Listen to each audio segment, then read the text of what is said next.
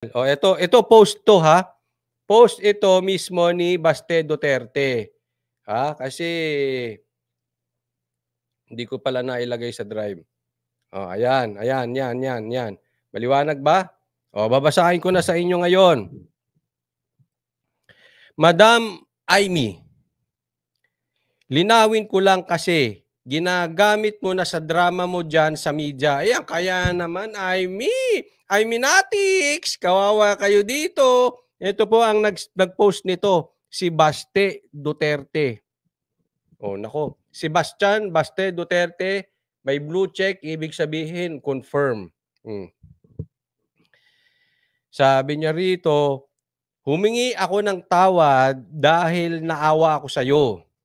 Hindi dahil sa mga sinabi ko tungkol sa kapatid mo na presidente. Ayan. Okay, eto na ngayon yon. Paki-translate po anong ibig sabihin nito sa mga kababayan nating mga Bisaya. Undangi ko gamit ana imong mga jamming, gipalampas na taka kausa pero gihapon kay ka. Uy, ang hirap nun. Eto, pakiano na lang. Tingnan ko kung mahabol ng ating editor dito sa Google Drive.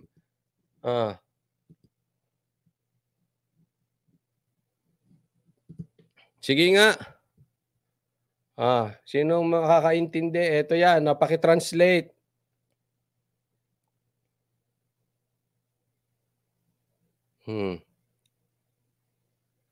Wag naman mabilis, coach. Bilis kilos tayo, buhay Canada eh. Hindi, yung una naiintindihan ko Tagalog eh. Pero dito, linawin ko ka lang kasi ginagamit mo na sa drama mo dyan sa media. Antayin muna natin Ito, alam mo problema natin dito kay Amy. Kasi hindi na siya dapat nagsalita. Alam mo, kung nag-sorry man si Baste, yun ay, halimbawa, hihingi ka ng pasensya na ha, pero kailangan ko itong gawin. Siguro ganun yung sinabi ni Baste.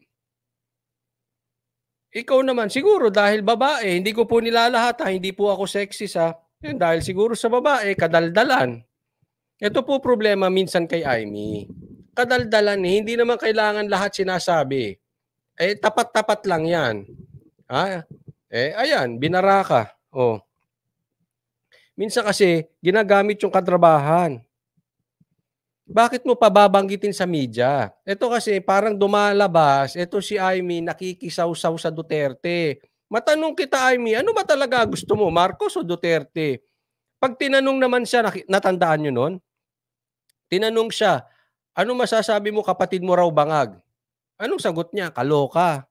Hindi niya inamin. Sana man lang, inamin mo kung totoong bangag yung kapatid mo. O kaya, itinanggi mo kung hindi talaga bangag yung kapatid mo. Nakagitna ka eh. Yan ang problema dito kay Amy, nakagitna. Sabi dito, tigilan mo na ang paggamit sa akin. Tigilan mo ako sa iyong mga style, pinalampas na kita sa beses pero maingay ka pa din sa social media. Yan, nasa drive na po. Ilalabas ko Saglit lang.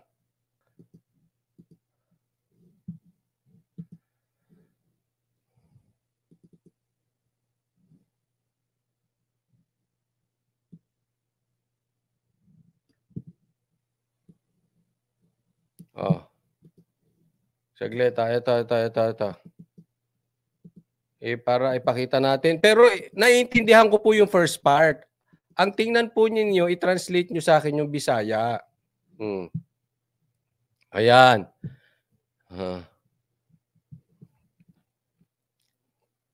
Jamming means lies. Hindi ba yan yung nagbabangag, nagja-jamming sila? Ito ang problema sa iyo dyan, Amy. No? Ngayon, paano niya palulusutan yan? Alam mo, ang tunay na DDS, as far as I know, na walang bayad, na hindi panatiko sa Marcos, na hindi ginagamit ng Duterte, alam mo, ayaw kay Amy. Oo. Kaya nagtataka ako dun sa ibang vloggers, posible yung ibang vloggers na gusto kay Imee, baka sila rin yung nambudol sa inyo dati. Let me repeat that phrase. Kasi ang alam kong DDS, ayaw niyan magpabudol. At kung nabudol man sila dati, hindi na ulit yan magpapabudol sa Marcos. Liwanagin ko po sa inyo. Kaya meron nagtataka ako kapag meron pang mga Iminatics. Possibly, yan yung mga vloggers na nambudol na sa inyo dati at gusto na naman kayong budulin ngayon. Ano, dati si Marcos, suportahan natin si Sara. Si Sara ang presidente niya, si Marcos. Ngayon, suportahan natin si Sara. Kaibigan ni Sara si Imee. Ewan ko sa inyo kung magpapabudol pa rin kayo. Bahala kayo kung susunod kayo kay Imee. Basta kami, tayo dapat na tunay na DDA, sumunod tayo kay President Duterte, kay PRRD, kay Tatay Digong. At eto si Sebastian, si Basti. Buti pa to si Basti. Nanindigan, hindi katulad nung kapatid niya. Ewan ko ba? So, wag na kayo maniniwala sa budol. Ingat na naman kayo doon sa mga vloggers na ibinudol na kayo dati, iprenomote, ginamit si Sara at prenomote ang Marcos. Uulitin nilang mga vloggers yan na gagamitin ulit si Sara at ipopromote ang Marcos. Ngayon, wala nang lusot yung mga Iminatics na yan. Barado na kay Basti, oh. Adaldalan mo kasi. Kung talagang nagsorry si Basti sa'yo, hindi mo na dapat dinadaldal. Pero normal magsosorry eh. Ako kunwari nakita ko yan, magsosorry ako. Hindi nga dahil, eto sabi niya, hindi dahil sa mga sinabi ko tungkol sa kapatid mo. Kasi baka totoo naman yung sinasabi niya na kailangan na siya mag-resign. Hindi doon. Dahil, pasensya na, ako ganun, pasensya na. Kung ako yun pasensya na kasi tatamaan talaga yung kapatid mo rito. Hindi ako humingi ng dispensa sa'yo dahil hindi totoo yung sinabi ko sa kapatid mo. Humingi ako dahil pagkakaibigan natin. Pinalagpas ka na nga daw eh. Inulit mo pa, parang ganun, di ba? Sabi ni Leticia, ihinto mo na ang paggamit mo sa akin dyan sa jamming mo, pinalampas na kita, makaisa pero maingay ka pa rin. Kadaldal mo rin kasi. Ngayon, eto tanong. Paano ngayon kokontrahin ito ni Imee? Saan na siya pupunta? Di ba? Ano? Paano niya lulusutan yan? Kung kayo ang Iminatics vloggers nito, di ba? Sayang. Hindi ako naniniwalang may bayad yung mga vloggers na yun. Pero kung may bayad, sayang. Di ba? Ako hindi ako naniniwala. Sayang, paano nyo ipagtatanggol yan? Saan ka ngayon puposisyon? Babalik ka sa kapatid mo? Sasabihin sa'yo ni Lisa? Duterte ka dyan, tinakwil ka ni Duterte, tas ngayon babalik-balik ka sa amin. Doon ka na sa Duterte mo. Anong gagawin yan? Babalik sa Marcos? I don't think so. Or pupunta yan sa Duterte. Pagpunta niya sa Duterte, gaganunin ng mga Duterte yan. Hindi tatanggapin ng Duterte yan. Ng mga DDS, hindi tatanggapin ng DDS yan. Yung totoong DDS hindi yung nababayarang DDS wag mo na kaming lokohin. Niloko nyo na kami dati. Sila pala. Hindi nyo kami maloloko. Yung mga nagising sa budol, hindi na magigising. Gising na yan. Gagamitin nyo na naman si Sara. Tapos po-promote ka na naman, nek-nek nyo, gano'n. Saan siya pupunta? Hindi siya tatanggapin sa Marcos, hindi siya patanggapin sa Duterte. Mag-ano ka, gayahin mo si Tulfo. Kung may Tulfonatics, may Iminatics. Ano kayo? Independent. Madami ka naman vloggers ata eh. Ako nagtatanong lang, marami ka naman atang vloggers na nagtatanggol sa inyo. Ay, nako, ang saya-saya. Pero isa pa sa nakakatuwa to, si Basti. Alam mo, nakikitaan ko si Basti ng PRRD Desaicon. Mas, pag 'Pag yung bulusok ni Basting ganito dire-diretso, baka mas gusto kong suportahan 'to kaysa kay Sara. Hindi pa, it's too early to say. Pero sa ngayon ano, may tindig. May tindig 'tong mama na ito. Hindi yung parang yung hindi ka mangangapa. Ano ba ito, Marcos ba ito, Duterte? Ano ba 'to, dilaw, pula? Ano ba ito talaga? Hindi ko maintindihan. May gano'n, di ba? Oh, may mga gano'n namamangka. Yung iba kasi in aid of re-election. Oh, yung parang sila ba 'to? Hindi ko na maintindihan. Nasaan ka ba talaga, Brad? Ito hindi. Tatay Digong na Tatay Digong ang dating nito. Ha? May ano 'to, may potential 'to. Sana, magaya ito kay Tatay Digong, si Baste, maging PR. I know it's too early to say. But at least 'no, meron tayong tinitingnan kasi siyempre si PRRD nga may edad na. But in all honesty, we cannot deny, unless you are a Marcos fanatic or a Dilawan fanatic, we cannot deny that the Philippines need a Duterte, a PRRD, to be specific. Kaya kailangan pag-exit niya meron siyang napag-iwanan. At ako ito nakikita ko. Posible si Baste. Si Sara parang ano hindi, it's too early to say din pero minsan gulong-gulo ako sa kanya. Gulong-gulo ako 'no, but, baka naman strategy niya, maraming nagsasabi, "Hindi Coach Ollie, strategy lang ni Sara 'yan." Well, anyway puwede. Kasi Vice President siya, I understand, 'di siya makakontra. Pero kung magtutuloy-tuloy yung style nitong si Baste, type ko 'to si Baste. The Philippines need, sabi dito ni mahal kong need the Duterte style of, yes, correct. I believe sa generation curse, no to Marcos, yes. Hindi, ano yan, drama, anong drama na naman yan? 'Di ba? Anong kaniknikang drama na naman na ano namang gagawin niyo diyan? Let's be realistic. Anong katrabahan yan? Gagamitin na naman ng Sara for another, I really hope magising si Sara dito kay Amy, ha? But, ayan na naman,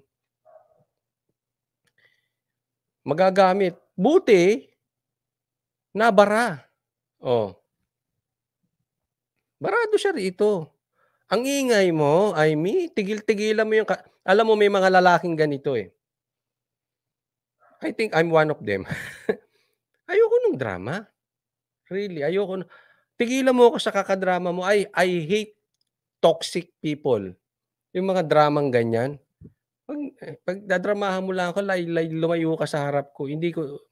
I'm busy. 'Di ba? Parang hindi ko type yung mga ganyan-ganyan. Ayan. Barado tuloy.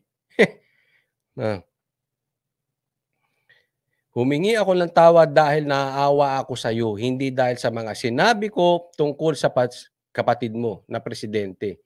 Nakakaawa ka na, Amy.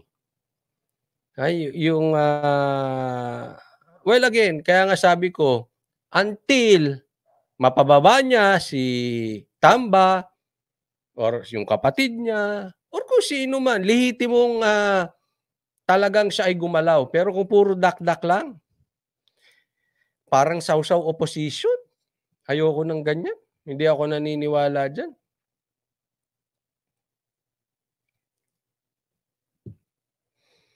Ito sabi dito ni Vicente Oros, ang problema si VP Sara hindi naniniwala sa kanyang tatay. Tayo naniniwala sa Tatay Digong pero sarili anak niya hindi. Well, I'm trying to understand VP kasi nga Vice President siya, hindi siya makapaglantarang kontra, 'di ba? So, hindi ko sinasabing tama siya. I think mali siya, pero inuunawa ko. Kasi nga Vice President siya, ayaw niya magmukhang alaleni, 'di ba? Pero gaya ng sabi ko sa inyo, para hindi tayo nabubudol, kung DDS ka, ang susundan mo si PRRD himself. pag nagkaiba-iba ang stand ni PRRD at ni Sara, kay PRRD ka makinig. Gaya dapat nung ginawa mo na nung 2022, magkaiba ng stand si PRRD at si Sara. Kung tayo ay nakinig kay PRRD before the 2023 election, wala tayong problema ngayon. Wala tayo yung sinasabing bangag na presidente na sabi ni Tatay Digong. Ang problema, hindi tayo nakinig. Nabudol ang marami. So, nagpapaalala lang tayo, and this is a big warning. Huwag na kayong papabudol ulit na to support Sara, we need to promote Marcos. Nek-nek nyo. Ganyan na po sagot. Pag magkakontrahan kay Tatay Digong tayo makinig. Ano sabi ni Tatay Digong? Meron tayong bangag na presidente. Ano sabi ni Tatay Digong? Meron tayong adik na presidente. Ano sabi ni Tatay Digong? Ilabas nyo yang audit na yan. Anong sabi ni Tatay Digong? Ihinto yung PI na yan. Oh. Sinabi ba ni Tatay Digong, Apo Lakay? Hindi. Hindi po niya sinabing Apo Lakay. May liwanag na. Okay? So, doon tayo, just in case, magkakaiba. We will respect yung mga anak ni Duterte dahil siyempre, pagrespeto natin sa kanyang tatay, pero pagdating na sa political decision at nagkaiba-iba na, doon tayo kay Tatay Digong makinig. Okay? Kasi hindi tayo binudol niyan. Yung iba pa nga nambudol sa inyo, di ba?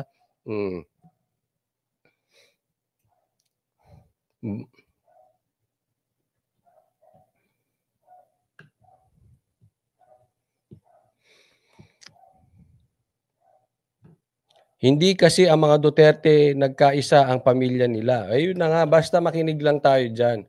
Eto. Undangi ko gamit ana, imong mga jaming gipalampas na taka kausa. Takusa pala ata ito, pero ba gihapon kay ka.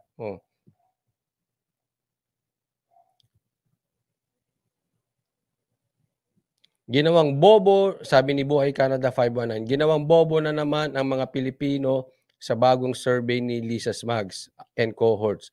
Wala sa survey si BP Sara Inday. Sabi ni Ana Lote, tigilan mo na ang paggamit sa akin regarding sa iyong mga jamming. Pinalagpas na kita ng isang beses pero maingay ka pa rin. Yan ang isigaw ninyo. Ha? Sigaw ninyo sa inyong social media. No to Iminatics. Huwag nyo nang gamitin si Sara para suportahan ulit ang another Marcos. Yan ang sasabihin nyo ngayon sa Facebook nyo. Ha? Huwag gamitin si Sara to support another Marcos. No to Marcos again. Ganon. Ganyan po para maliwanag. Kasi ginugulo nung iba. Ginugulo. Aimee ng Aimee. Lintik ka. Tingnan nyo. Sila din yung nambudol sa inyo. Di ba? Na pinasuportahan si Marcos. Ngayon, kontra kay Marcos. Ang gulo-gulo, di ba? Makinig na tayo. Ngayon pa lang makinig na tayo, wag na tayong papabudol, ha?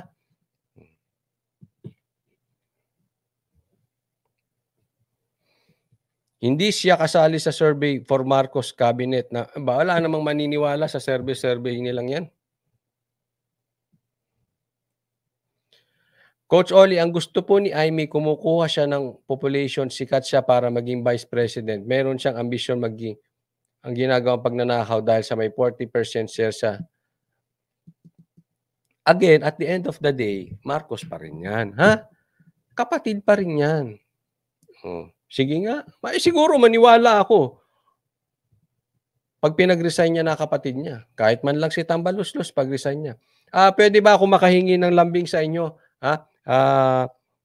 Subscribe po kayo sa dito kay Coach Oli.